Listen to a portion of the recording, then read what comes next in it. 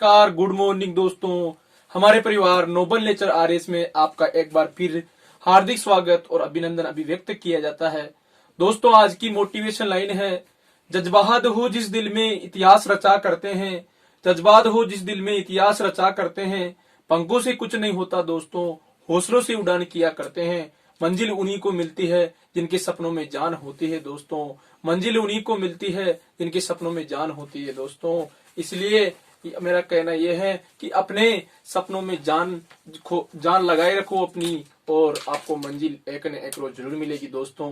आज मैं हमारे राजस्थान को एक नजर, राजस्थान का सामान्य परिचय के तहत कुछ इंपोर्टेंट फैक्ट आपके सामने लेकर आया हूं दोस्तों। अगर आपको ये अच्छा लगे तो आप इसको लाइक, कमेंट और सब्सक्राइब जरूर कर देना दोस्तों, और अन्य साथियों तक जरूर पहुंचाना जिनको राजस्थान जी के पढ़ना है, चाहे वन रक्षक का एग्जाम दे, चाहे वनपाल का, चाहे रीट में भी इस बार आपको विदित होगा कि एक दो दिन पहले हमारे शिक्षा मंत्री डोटासरा ने रीट लेवल सेकंड में और फर्स्ट में दोनों में 30% राजस्थान जीके के एक्स्ट्रा जोड़े हैं। इसलिए दोस्तों, रीट वाले भी इस वीडियो को जरूर देखें। आज के वीडियो की शुरुआत करता हूं दोस्तों रेड क्लिप रेखा, जो भारत के संदर्भ में रेड क्लिप रेखा वह रेखा है जो भारत और पाकिस्तान के विभाजन के वक्त 15 अगस्त 1947 को खींची गई थी। रेड क्लिप रेखा पर भारत के 4 राज्य, भारत के जम्मू कश्मीर, पंजाब, राजस्थान और गुजरात राज्य की सीमा रेड क्लिप रेखा से स्पर्श करती है दोस्तों। और रेड क्लिप रेखा की कुल लंबाई तो 3300 किलोमीटर है, लेकिन राजस्थान में इसकी लंबाई 1070 किलोमीटर है दोस्तों।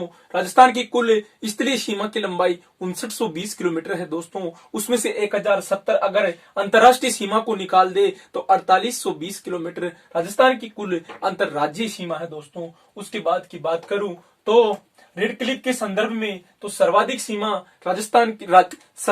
रेड क्लिप की राजस्थान से ही स्पर्श करती है दोस्तों। याद रखना, आपके एक प्रश्न पूछा जा सकता है कि भारत के किस राज्य की सर्वाधिक सीमा रेड क्लिप रेखा से टच होती है, तो वह है राजस्थान राज्य दोस्तों। उसके बाद में न्यूनतम सीमा की बात करूं तो न्यूनतम सीमा गुजरात की टच होती है, और गुजरात और रेड क्लिप रेखा की लंबाई 512 किलोमीटर है दोस्तों। उसके बाद की बात करूं तो नजदीकी राजधानी मुख्यालय, रेड क्लिप रेखा के सर्वाधिक नजदीक जो राजधानी मुख्यालय है वो है श्रीनगर दोस्तों। श्रीनगर आपको विदित होगा कि जम्मू कश्मीर की शीतकालीन राजधानी है दोस्तों। उसके बाद में सबसे दूर राजधानी क्षेत्र राजस्थान की राजधानी जयपुर रेड क्लिप रेखा से सबसे दूर स्थित राजधानी मुख्यालय है दोस्तों। उसके बाद की बात करूं तो रेड क्लिप रेखा के संदर्भ में राजस्थान, और राजस्थान का जो सबसे नजदीकी जिला मुख्यालय हेडक्वार्टर है श्री गंगानगर। राजस्थान का जो हेडक्वार्टर जिला मुख्यालय वो श्री गंगानगर है सबसे नजदीक, और सबसे दूर जिला जो है वह बीकानेर जिला मुख्यालय दोस्तों। 2 जिला मुख्यालय राजस्थान के सर्वाधिक नजदीक श्री गंगानगर है और सबसे दूर बीकानेर है दोस्तों। उसके बाद में अंतर्राष्ट्रीय सीमा पर स्थित राजस्थान के कुल 4 जिले हैं दोस्तों, जिसे मैंने पिछले वीडियो में बताया था। सबसे ऊपर गंगानगर, फिर बीकानेर, फिर जैसलमेर और फिर बाड़मेर, ये 4 जिले अंतर्राष्ट्रीय सीमा पर स्थित है दोस्तों। उसके बाद में केवल अंतर्राष्ट्रीय सीमा पर स्थित जिले 2 है दोस्तों, जिनकी सीमा किसी राज्य से नहीं लगती, सिर्फ अंतर्राष्ट्र या किसी दूसरे राष्ट्र से लगती है, वो है जैसलमेर और बीकानेर। इसके बाद में तीसरा है दोस्तों परिधीय जिले, जिनकी किसी से सीमा टच नहीं होती, जिनकी सीमा सिर्फ राज्यों से होती है और अंतर्राष्ट्र से होती है, वे 25 जिले हैं दोस्तों। 8 जिले ऐसे हैं राजस्थान के जो किसी भी देश या राज्य से सीमा टच नहीं करते, और 25 जिले सीमा रेखा टच करते हैं उनको परिधीय जिले भी कहा जाता है, जिनकी संख्या 25 है दोस्तों। उसके बाद में अंतर्राज्यीय सीमा वाले 23 जिले हैं दोस्तों। 2 जिले ऐसे हैं जो सिर्फ अंतर्राष्ट्रीय सीमा रखते हैं, 23 जिले ऐसे हैं जो सिर्फ अंतर्राज्यीय और अंतर्राष्ट्रीय दोनों सीमाएं रखते हैं दोस्तों। इसके अलावा केवल 21 जिले ऐसे हैं जो अंतर्राज्यीय सीमा रखते हैं दोस्तों। इन 23 में से 2 जिले ऐसे हैं जिनका नाम है दोस्तों गंगानगर और बाड़मेर, जिनकी गंगानगर की सीमा पंजाब और पाकिस्तान से लगती है, बाड़मेर की सीमा गुजरात और पाकिस्तान से लगती है दोस्तों। इसके बाद में 2 राज्य ऐसे हैं जो कि हनुमानगढ़, धौलपुर, भरतपुर और बांसवाड़ा, 4 जिले ऐसे हैं जिनकी सीमा 2 राज्यों से टच होती है दोस्तों। हनुमानगढ़ की सीमा हमारे पंजाब और हरियाणा दोनों से टच होती है दोस्तों। धौलपुर की सीमा उत्तर प्रदेश और मध्य प्रदेश दोनों से टच होती है दोस्तों। भरतपुर की सीमा भी हरियाणा और उत्तर प्रदेश से टच होती है दोस्तों। और बांसवाड़ा की सीमा एमपी और गुजरात से टच होती है दोस्तों।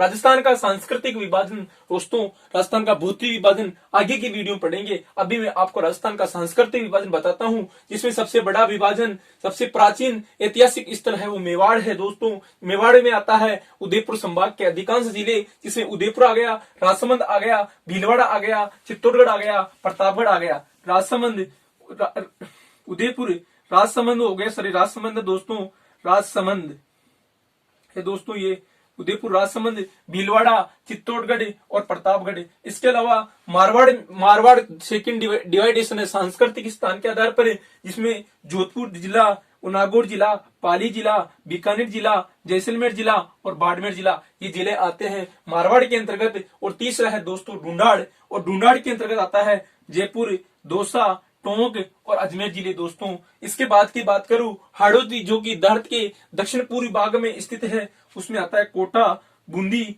बारां और झालावाड़। कोटा, बूंदी, बारां और झालावाड़।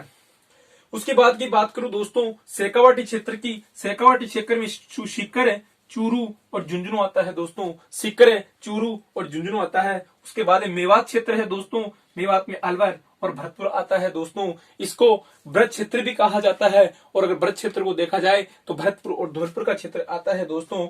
उसके बाद में वागड़ प्रदेश आता है दोस्तों, और वागड़ प्रदेश में आता है डूंगरपुर और बांसवाड़ा आता है दोस्तों वागड़ प्रदेश में। और एक होता है बांगड़ प्रदेश, बांगड़ प्रदेश कहा जाता है दोस्तों सीकर और झुंझुनू में। दोस्तों आपने सुना होगा कि बांगड़ और वागड़ दो अलग अलग क्षेत्र होते हैं। वागड़ आ जाए एग्जाम में तो डूंगरपुर बांसवाड़ा होता है, और बांगड़ आ जाए तो सीकर झुंझुनू होता है दोस्तों। उसके बाद में बात करूं इस वाली स्लाइड की, तो यहाँ पर राजस्थान का भारत में क्या स्थान है दोस्तों, किस दृष्टि से राजस्थान भारत में कौन सा स्थान रखता है क्षेत्रफल के हिसाब से दोस्तों। 1 नवंबर 2001 से जब मध्य प्रदेश से 2000 से जब मध्य प्रदेश से छत्तीसगढ़ अलग हुआ, और बिहार से झारखंड अलग हुआ, और उत्तर प्रदेश से उत्तराखंड अलग हुआ, तब से लेकर आज तक राजस्थान भारत का सबसे बड़ा राज्य बना हुआ है दोस्तों क्षेत्रफल के हिसाब से। दूसरे नंबर पे बात करूं रेल मार्गों की दृष्टि से आपसे, राजस्थान का 12वां स्थान है दोस्तों, राजस्थान का 12वां स्थान है। इसके बाद की बात करूं तो जनसंख्या की दृष्टि से 2011 की जनगणना के अनुसार राजस्थान का 7वां स्थान है दोस्तों। राजस्थान का भारत में 7वां स्थान है दोस्तों। अगर जनसंख्या प्रतिशत के हिसाब से देखूं तो जनसंख्या प्रतिशत राजस्थान का है दोस्तों, भारत की जनसंख्या प्रतिशत का 17.6%। और अगर वैश्विक स्तर पे बात करूं, जो कि फर्स्ट ग्रेड 2020 में एग्जाम पूछा गया था दोस्तों कि विश्व का कितना प्रतिशत जनसंख्या राजस्थान में निवास करती है, तो 1% जनसंख्या, यानी विश्व में 100 लोग निवास करते हैं, उनमें से एक व्यक्ति राजस्थान में निवास करता है। देख लो दोस्तों राजस्थान का जनसंख्या तो कितना भयंकर है, जहां पर जो भारत में जनसंख्या के हिसाब से 7वां स्थान रखता है। उसके बाद में पशुपालन दृष्टि से 5वां स्थान था दोस्तों पहले, लेकिन वर्तमान में तीसरे स्थान पे आ चुका है राजस्थान, तीसरे स्थान पर आ चुका है दोस्तों। इसके अलावा वन क्षेत्र की दृष्टि से राजस्थान का 9वां स्थान है दोस्तों। राजस्थान वन क्षेत्र में बहुत पिछड़ा हुआ राज्य है दोस्तों। यहाँ का 1% सिर्फ 9.56% क्षेत्र पर ही वन का विस्तार है दोस्तों। सिर्फ 9.56% क्षेत्र पर ही वनों का विस्तार है राजस्थान में दोस्तों। वनों का जो प्रतिशत राष्ट्रीय वन नीति के हिसाब से होना चाहिए वो होना चाहिए 33%, लेकिन राजस्थान का लेवल देख लो दोस्तों। हम पेड़ काटने में कितने एक्सपर्ट होते हैं और पेड़ लगाने में हमारे को बहुत शर्म आती है। इसलिए दोस्तों पेड़ नहीं रहेंगे तो हम कहां से रहेंगे। किसी ने कहा था राजस्थान के खेजड़ली गांव में जब खेजड़ली घटना घटित हुई थी जोधपुर में महाराजा अभय सिंह के वक्त 1730 ईस्वी में, उस वक्त एक इमारती बाई नामक एक महिला ने यह कहा था, रूक राके सिर कटे तो भी सस्तो जान, यानी कि सिर कटे और रूक रह जाए तो भी सस्ता जान। उस कहावत को कहीं न कहीं में सार्थक सिद्ध करना होगा और हमारे वन स्तर को बढ़ाना होगा दोस्तों। इसके बाद की बात करूं तो बैंकों की संख्या से दृष्टि से राजस्थान का 12वां स्थान है दोस्तों। देश में राजस्थान का 12वां स्थान है। एचडीआई की दृष्टि से राजस्थान का 17वां स्थान है दोस्तों। एचडीआई में भारत में टॉप रहता है केरल राज्य, क्योंकि केरल की सर्वाधिक जनसंख्या पढ़ी लिखी है दोस्तों। लगभग 95% लोग केरल के पढ़े हुए दोस्तों। 93% महिलाएं और 96% पुरुष वहां के पढ़े लिखे हैं। इसलिए वहां का ह्यूमन डेवलपमेंट इंडेक्स में सर्वोच्च टॉप पर रहता है दोस्तों केरल। और राजस्थान का 17वां स्थान है। इसका रीजन है राजस्थान की साक्षरता दर, जो कि भारत के टॉप मोस्ट राज्यों में नहीं गिनी जाती। लो से टॉप करता है भारत। राजस्थान 26वें स्थान पर है लगभग साक्षरता में राजस्थान दोस्तों, जिसकी साक्षरता प्रतिशत सिर्फ 67% के समथिंग घूम रही है दोस्तों। इसके अलावा बात करूं तो कृषिगत क्षेत्रफल की दृष्टि से राजस्थान का भारत में तीसरा स्थान है दोस्तों। कृषि योग्य भूमि राजस्थान में अगर भारत के हिसाब से देखा जाए तो तीसरे स्थान पर है, जबकि क्षेत्रफल सबसे ज्यादा है दोस्तों। तो राजस्थान में अधिकांश जो कृषि भूमि है वो काम की नहीं है, तीसरे स्थान पर आता है राजस्थान। उसके बाद राज्य की उपलब्ध सतह 1% है दोस्तों। राज्य में जल की सतह उपलब्ध है वो 1% है दोस्तों। इसके बाद की बात करूं तो राजस्थान का राजस्थान दिवस कब मनाया जाता है? 30 मार्च को मनाया जाता है, क्योंकि दोस्तों 30 मार्च 1949 राजस्थान के तीसरे चरण के दौरान राजस्थान का एकीकरण कुछ बड़ी रियासतों को एक जगह मिलाकर के जयपुर को राजस्थान की राजधानी बनाया गया था। और जो राजस्थान के प्रथम सीएम थे हीरालाल शास्त्री जी को राजस्थान का प्रथम सीएम बनाया गया था दोस्तों। और टिक्काराम पालीवाल राजस्थान की प्रथम निर्वाचित सीएम थे दोस्तों, जबकि मनोनीत सीएम थे हीरालाल शास्त्री, जिनको 30 मार्च 1949 को बनाया गया था। और 30 मार्च को ही राजस्थान दिवस मनाया जाता है दोस्तों। उसके बाद बात करूं, राजस्थान की विधानसभा एक सदनीय है दोस्तों।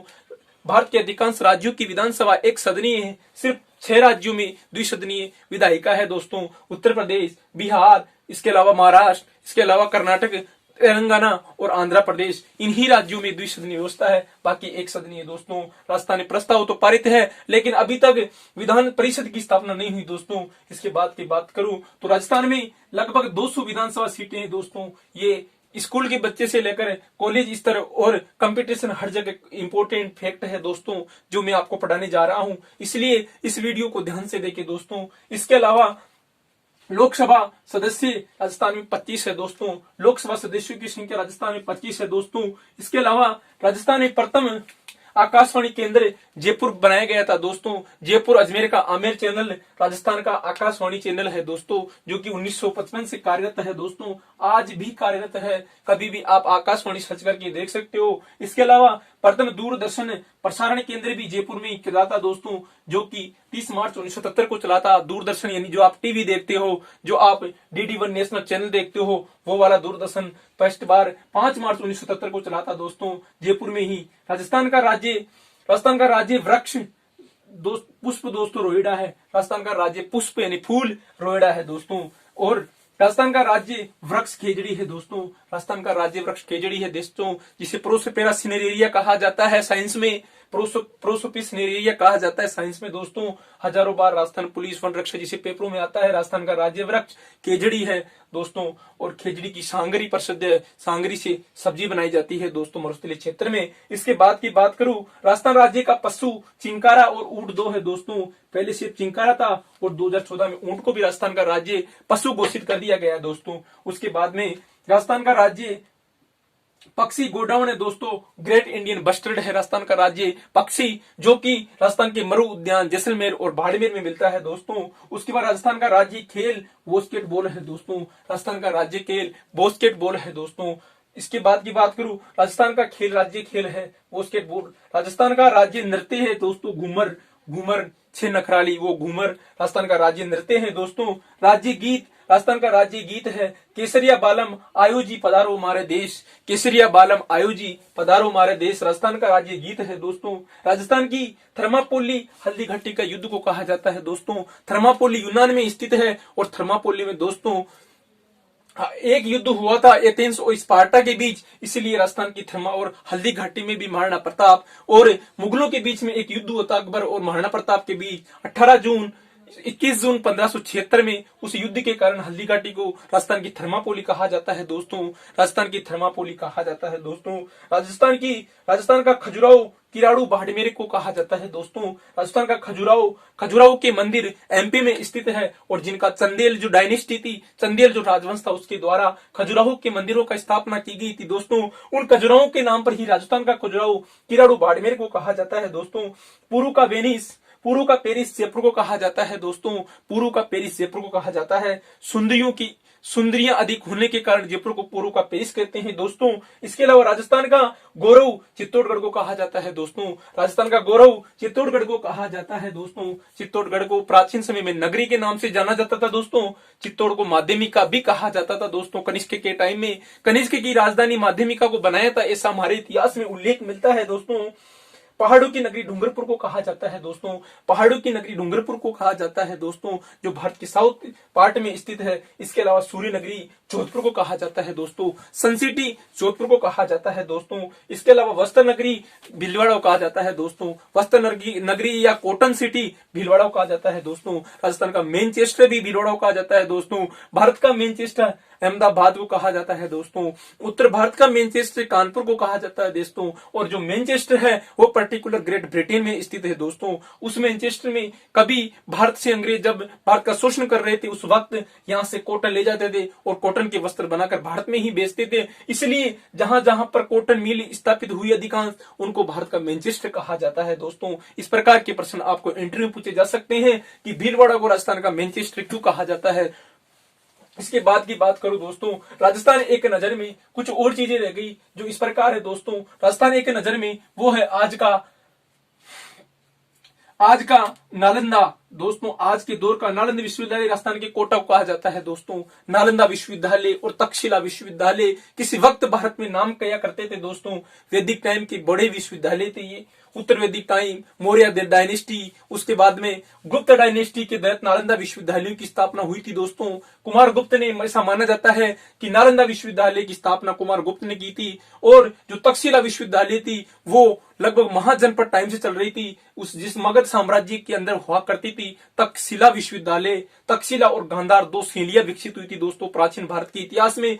चित्रकला की दृष्टि से वो तक्षशिला पता नहीं कब विलुप्त हुई, लेकिन जो नालंदा विश्वविद्यालय थी इसकी स्थापना ऐसा माना जाता है कि कुमार गुप्त ने की थी स्थापना। और कुमार गुप्त ने स्थापना करने के बाद 1203 के समथिंग एक बख्तियार काकी नामक मुगल शासक, वो सल्तनतकालीन शासक था, मुस्लिम शासक, जो कि शायद मोहम्मद गोरी के वक्त उसके साथ आया था। बख्तियार काकी ने एक किला समझकर नालंदा विश्वविद्यालय को 1203 में नष्ट कर दिया था। वही नालंदा राजस्थान का आज के दौर कोटा नगरी को कहा जाता है। राजस्थान की शिक्षा नगरी भी इसे कहा जाता है। राजस्थान का नालंदा भी इसे कहा जाता है दोस्तों।